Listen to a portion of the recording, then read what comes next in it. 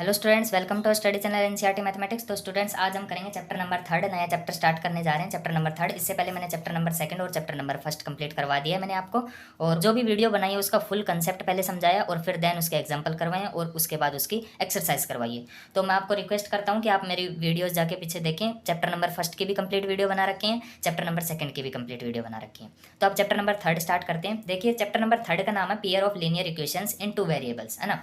तो देखिए, चैप्टर पढ़ने में तभी मजा आएगा हमें तब हमें पता हो कि चैप्टर का मतलब क्या है ना। तो pair of linear equation in two variables, तो इसका मतलब क्या होगा। देखिए, पेयर पेयर का मतलब क्या होता है, कोई दो चीज़ है ना, टू थिंग्स, दो चीज़ें, मान लो एक ये हो गई एक ये हो गई, है ना। तो इन दोनों का हम कंबाइन कर दें, एक पेयर में कर दें, तो उसको क्या बोलते हैं, जोड़े में रख दें तो इसको बोलते हैं हम पेयर, है ना। पेयर का मतलब तो आप सभी जानते हैं। अब देखिए, इसके अंदर लीनियर इक्वेशन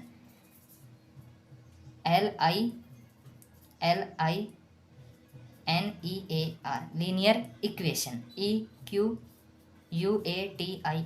है ना। तो लीनियर इक्वेशन का मतलब क्या होता है। देखिए, लीनियर इक्वेशन पढ़ने से पहले हमें एक चीज़ और जाननी पड़ेगी। अगर आपको पता है तो ठीक है, अगर नहीं पता है तो आप यहाँ समझें। देखिए, लीनियर इक्वेशन से पहले हमें सबसे पहले डिग्री का मतलब पढ़ना पड़ेगा, है ना। डिग्री क्या होती है। देखिए, कोई भी इक्वेशन हो हमारे पास, जैसे x² plus x plus one और x+1, x³ plus x² plus x plus one, है ना। हमारे पास तीन इक्वेशन है। तो डिग्री क्या होती है। देखिए, डिग्री वो होती है, कोई भी हमारे पास इक्वेशन है ना, ये तीन इक्वेशन है, कोई भी इक्वेशन है, इस इक्वेशन के अंदर जो वेरिएबल्स हैं, अब वेरिएबल्स क्या हैं, जो एक्स हैं, ये सारे वेरिएबल्स हैं, है ना।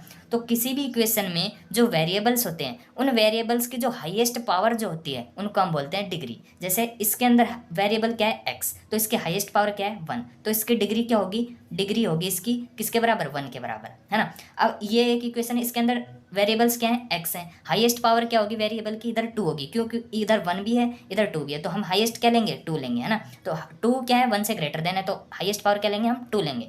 अब देखिए, ये थ्री है, क्यूबिक है, क्यूबिक इक्वेशन है। अब इसके अंदर क्या करेंगे, हम डिग्री फाइंड करेंगे। डिग्री क्या आएगी हमारे पास, थ्री आएगी, क्योंकि वेरिएबल्स की हाईएस्ट पावर क्या लेंगे, वही उसकी डिग्री होगी। तो इसके अंदर डिग्री क्या आएगी, थ्री आएगी, डिग्री आएगी इधर थ्री, इधर डिग्री आ गई मेरे पास टू, है ना।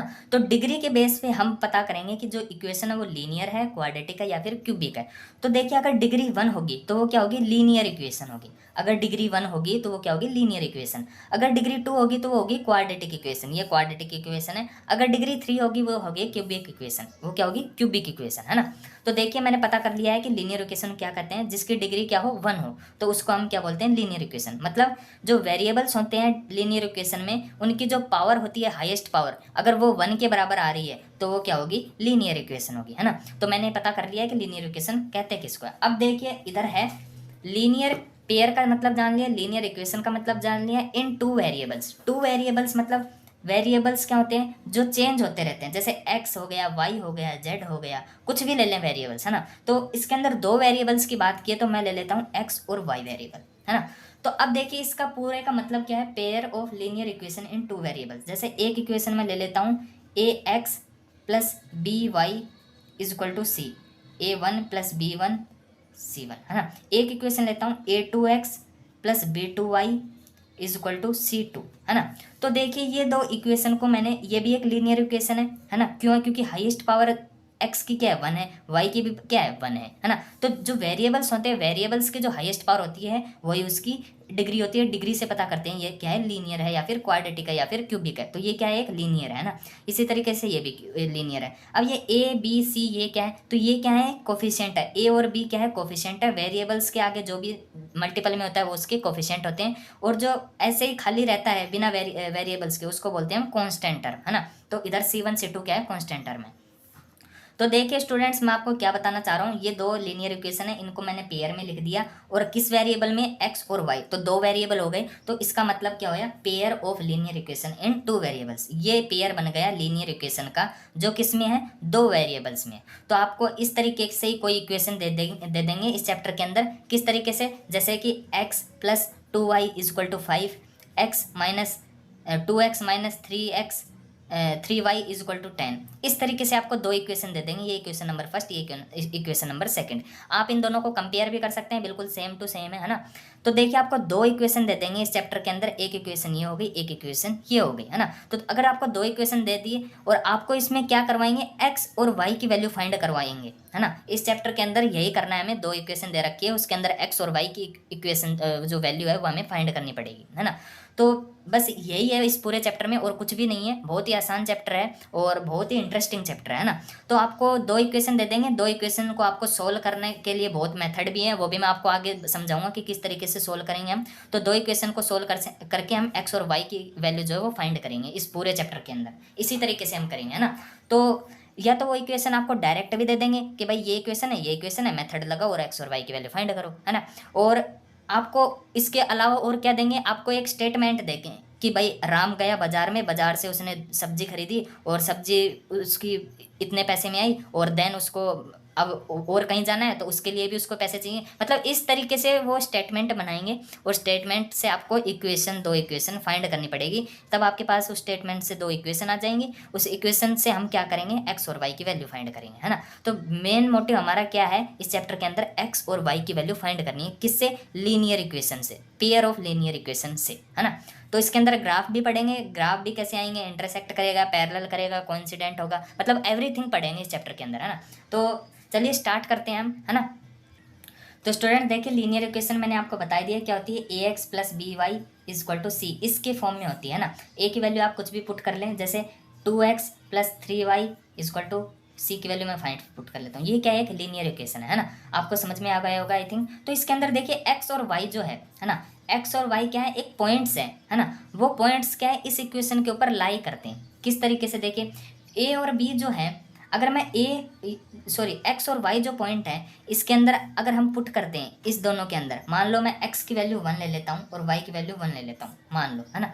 तो अगर मैं ये इसके अंदर पुट कर रहा हूँ तो पुट करने पर क्या आएगा, 2 into 1 plus 3 into 1 is equal to 5, है ना। तो इनको सोल्व करेंगे तो 5 इजक्वल टू 5, तब भी L H S is equal to R H S आ जाए हमारे पास, तो हम क्या, हमारे पास हमें क्या पता चलेगा कि ये दो पॉइंट है एक्स और वाई, ये इस इक्वेशन पे लाई कर रहे हैं, है ना। अगर मान लो एल एच एस और आर एच एस बराबर ना आए तो ये दो पॉइंट इस इक्वेशन पे लाई नहीं कर रहे हैं, है ना। तो ये एक पॉइंट है, बहुत ही इंपॉर्टेंट पॉइंट है, आपको पता होना चाहिए, है ना। तो चलिए और जानते हैं पॉइंट।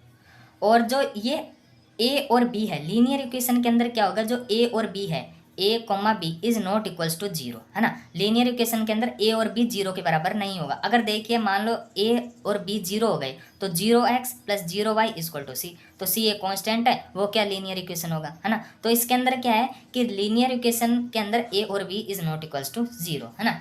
तो देखिए मैंने ये बता दिया है कि एक्स और वाई जो पॉइंट है वो इस पे क्यों लाई करेंगे, क्योंकि इसके बराबर ये अगर एल एच एस बराबर आर एच एस आ जाएगा तो हमें पता चल जाएगा कि ये जो पॉइंट है इसके ऊपर लाई कर रहे हैं या फिर नहीं कर रहे हैं, है ना। तो मैं कह सकता हूँ एक्स और वाई जो है ना, ये दो पॉइंट्स क्या है, इस इक्वेशन के क्या है, सॉल्यूशंस हैं, है ना। इस इक्वेशन के क्या है, सॉल्यूशन है ना। तो every solution of equation is a point, है ना। क्या डेफिनेशन है, every solution of a equation is a point on the line representing it, है ना।